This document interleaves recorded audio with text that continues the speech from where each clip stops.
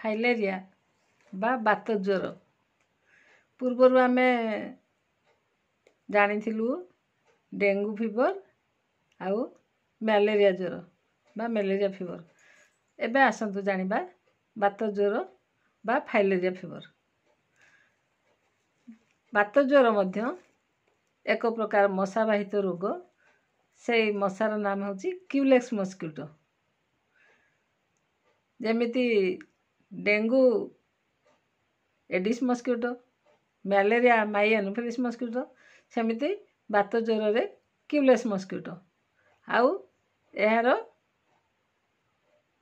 परजीवीर नाम उचेरिया बेनक्रस्ट। एहा द्वारा आम फाइलेरिया रोग व्यापी थाए।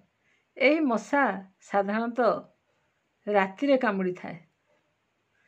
तेणु आम डाक्तरखाना तरफरु टीम गठन करी विभिन्न साही विभिन्न वार्ड रे मास ब्लड टेस्ट करा जाए एवं रोग निरूपण करी औषध दिया जाए।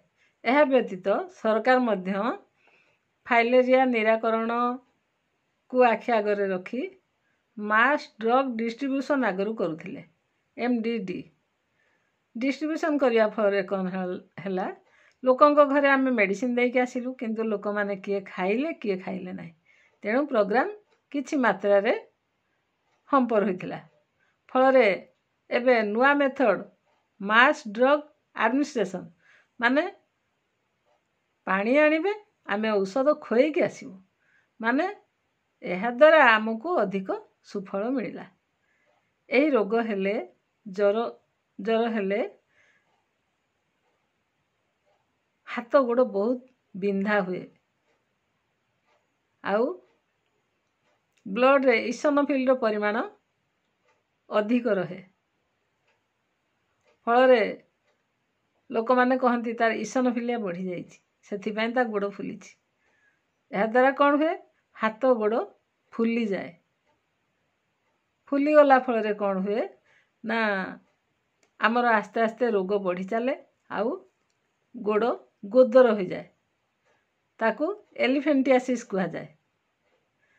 आउ ए इसोनोफिल बढ़िया फलरे आम लसिका ग्रंथि बा लिम्फाटिक चैनल को आक्रमण करथाए।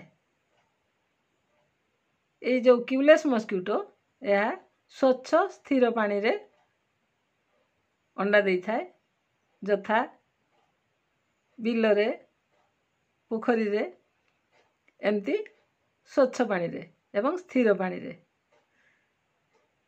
तेणु आसंतु आमे समस्ते फाइलेरिया निराकरण दिगरे सचेतन हेबा। ठीक समय रे डाक्तर परामर्श करिबा औषध खाइबा आउ देश को फाइलेरिया मुक्त करिबा। धन्यवाद।